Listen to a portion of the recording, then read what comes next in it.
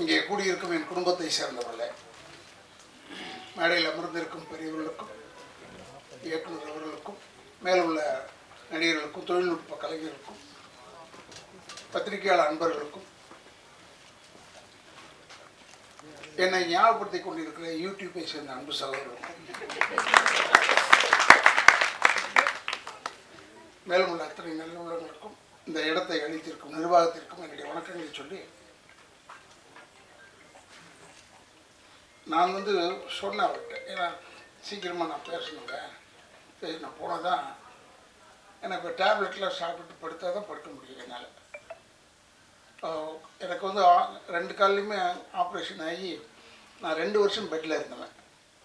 அப்புறமா இப்போ தான் நடக்க வந்துட்டேன்னு வச்சுக்கேன். இதை வேற சொல்லிவிட்டா உடனே சினிமாவில் உடனே அவ்வளோதானே அவரால் நடக்க முடியாது போடுறான்னு சொல்லுவேன்.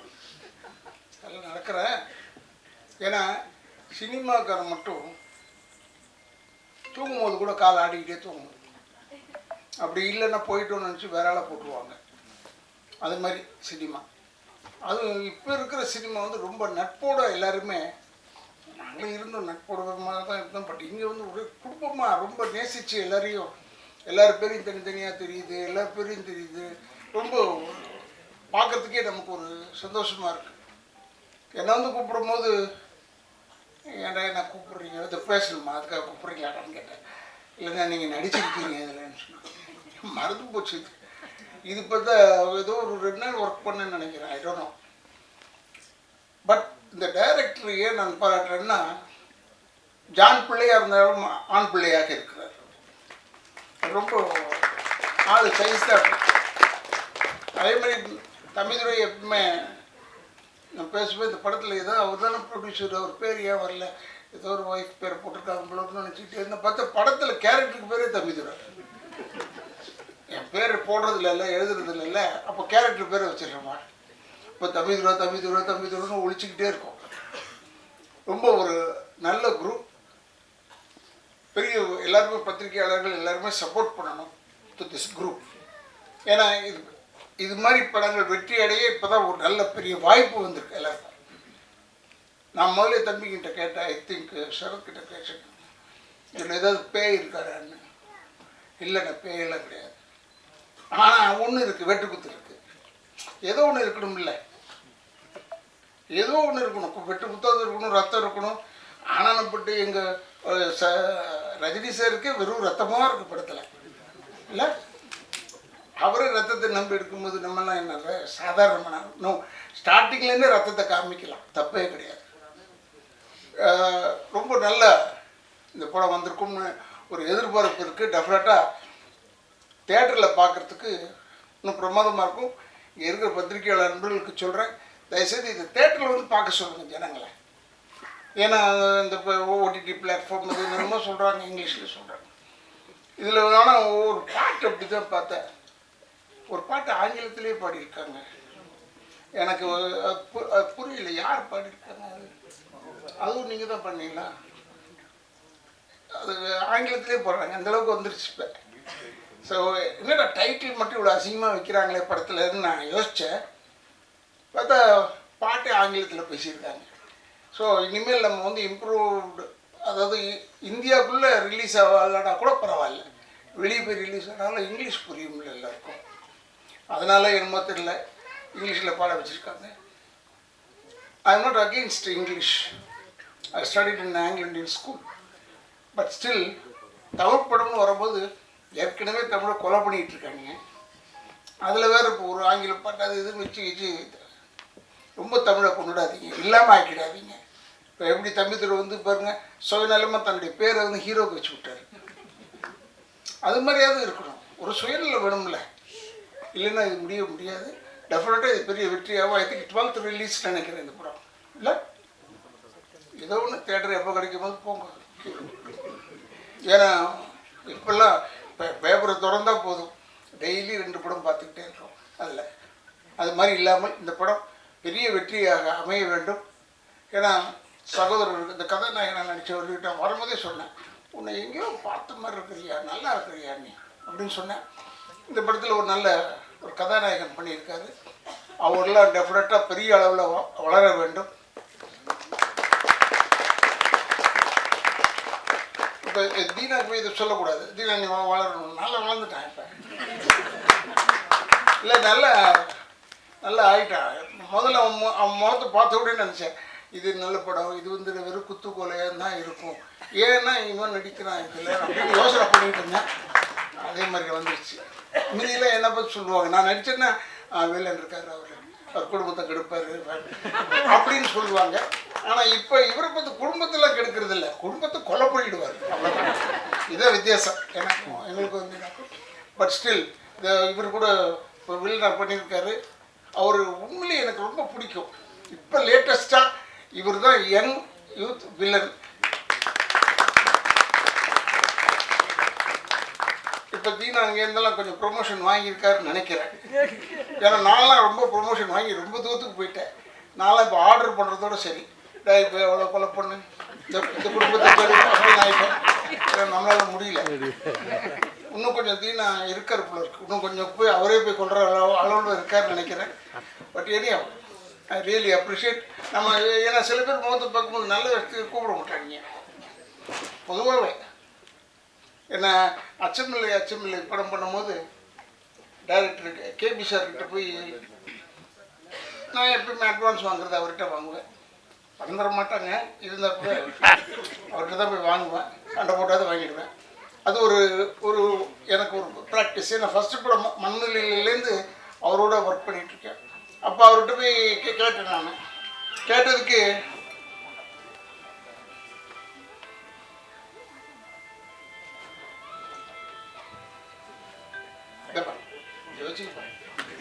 இப்போ அதெல்லாம் தொல்லை,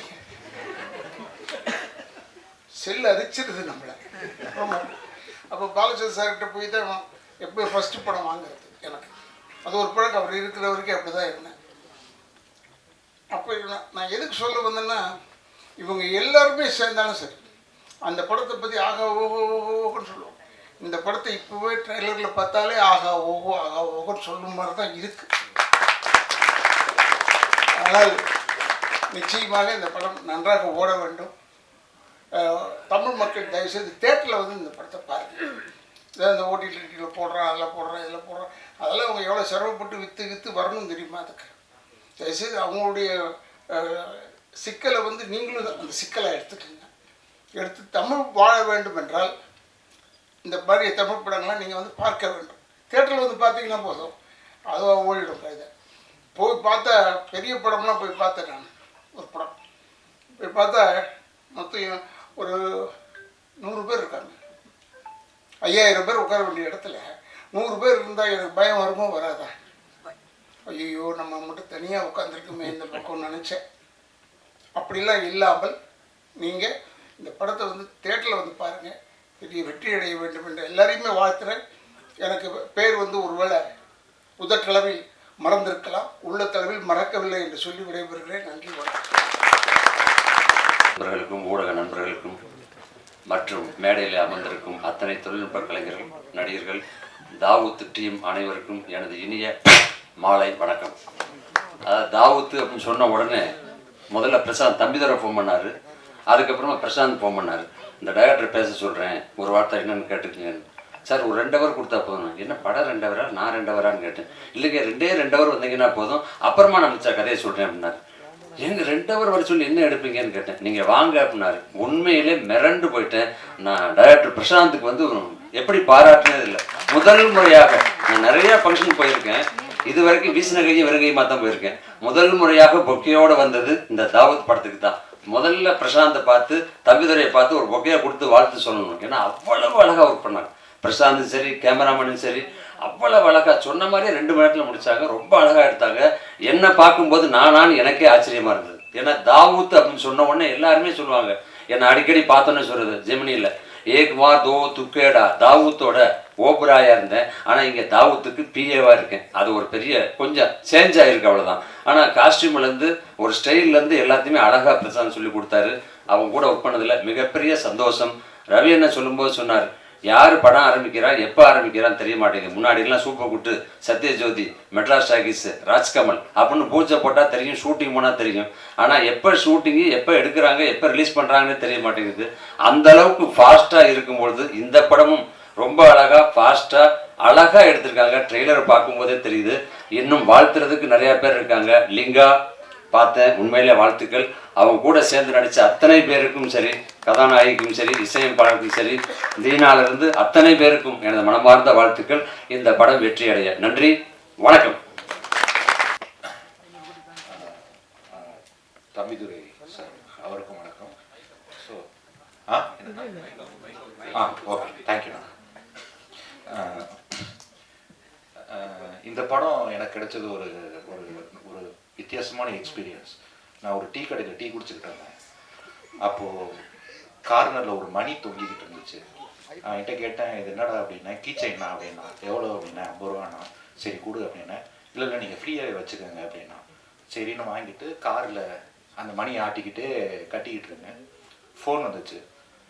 ஃபோன் வந்தால் பிரசாந்த் கால் பண்ணார். பிரதர், இது மாதிரி ஒரு படம் இருக்கிறோம், நீங்கள் நடிக்கணும் அப்படின்னோடனையும் நானும் சொல்லுங்கள் பிரதர் அப்படின்னு சொல்லிட்டு மணி ஆட்டிக்கிட்டே இருக்கேன். இல்லை பிரதர், இந்த படத்தில் உங்கள் பேர் வந்து மணி அப்படின்னு. அப்படியே சரி, பேசும்போது கையில் மணி வச்சுக்கிட்டு ஆட்டிக்கிட்டே இருப்பீங்க அப்படின்னு.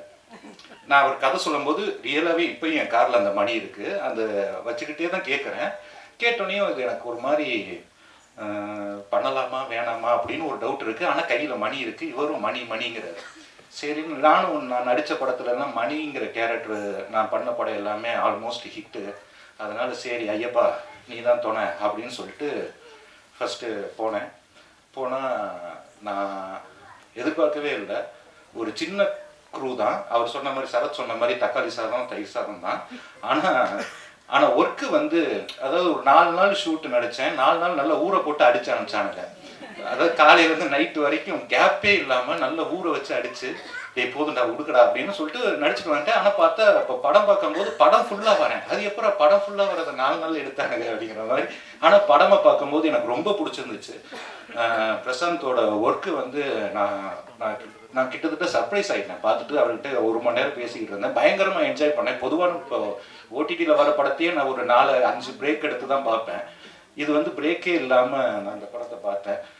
அப்புறம் முக்கியமாக சரத் ரவி அவர் வந்து இந்த படத்தில் ஒரு மிகப்பெரிய டான். ஆனால் ஏதோ ஒரு மேஜிக் பண்ணியிருக்கு அந்த பீஸு. அது மட்டும் ரொம்ப நல்லா இருக்குது. அப்புறம் நான் அந்த 4 நாள் வந்து ரொம்ப இன்வால்மெண்ட்டாக நடித்ததுக்கு காரணம் ஷாரா சார், அவங்க தான். ஆமாம், உண்மையை சத்தியமாக நீங்கள் தான். உங்களை பார்த்துக்கிட்டே தான் நடித்தேன். அதனால தான் ரொம்ப பூஸ்டாக நடித்தேன். ஏன்னா அவ்வளோ அழகாக இருந்தாங்க, உண்மையை ஒத்துக்கணும்ல. அதனால் நடித்தேன். அப்புறம் லிங்கா பிரதர், சாரி பிரதர், நீங்களும் அழகாக இருக்கீங்க. லிங்காவும் நானும் ரொம்ப ஃப்ரெண்ட்ஸு, க்ளோஸ் ஃப்ரெண்ட்ஸ். ஸோ எங்களுக்குள்ள ஒரு நல்ல ஒரு கெமிஸ்ட்ரி இந்த படத்தில் ஒர்க் அவுட் ஆகிருக்கு. எல்லோரும் படத்தை தியேட்டருக்கு போய் பாருங்கள். பார்த்தா உங்களுக்கு கண்டிப்பாக பிடிக்கும். நல்லா என்ஜாய் பண்ணுவீங்க. பொய்யெல்லாம் சொல்லலை, எல்லாரும் சொல்கிற மாதிரி பொய்யெல்லாம் சொல்ல. உண்மையாகவே நான் என்ஜாய் பண்ணேன். அதனால் நீங்களும் என்ஜாய் பண்ணுவீங்கிற நம்பிக்கை எனக்கு இருக்குது. அதனால் எல்லோரும் தியேட்டருக்கு போய் படத்தை பாருங்கள். இந்த வாய்ப்பு அளித்தானே யூடியூப், ஃபேஸ்புக், சமூக வலைதள அனைத்து நண்பர்களுக்கும் எனது மனமார்ந்த நன்றிகளை தெரிவித்துக் கொள்கிறேன். இந்த சீஃப் கெஸ்டாக வந்திருக்க சுசீந்திரன் சார், வெண்ணிலா கபடி குழு, பாண்டிய நாடு, நான் மகான் அல்ல, வெண்ணிலா கபடிக்குனே ஒரு பயங்கர ரசிகன் நான் சார். ரொம்ப நன்றி. உங்களோட படம்லாம் பயங்கரமாக இருக்கும்.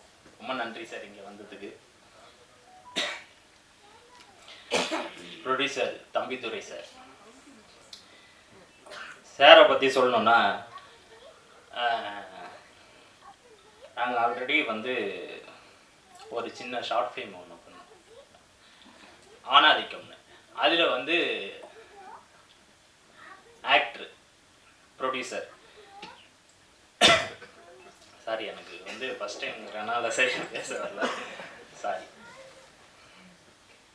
தம்பிதுரை சார் வந்து இந்த படத்தை வந்து இவ்வளோ தூரம் கொண்டு வந்ததுக்கு ரொம்ப பெரிய நன்றி சார். ஏன்னா வந்து ஒரு ப்ரொடியூசர்களோட வழி வந்து இங்கே யாருக்குமே தெரியாது. ஒரு அம்மா வந்து ஒரு குழந்தைய வந்து 10 மாதம் பெற்று எடுக்கிறதுக்கு அவ்வளோ கஷ்டப்படுறாங்களோ, ஒரு படத்தை வெளில கொண்டு வரதுக்கு அவ்வளோ கஷ்டப்படுறாங்க எல்லாருமே. ஒரு டெக்னீஷியன்ஸ்லேருந்து டைரக்டரு, ப்ரொடியூசரு, மியூசிக் டைரக்டரு எல்லாரும் அவ்வளோ கஷ்டப்படுறாங்க, டிஸ்ட்ரிபியூட்ரு. அதனால் வந்து எல்லோரும் படம் வந்து தேட்டரில் பாருங்கள். ரொம்ப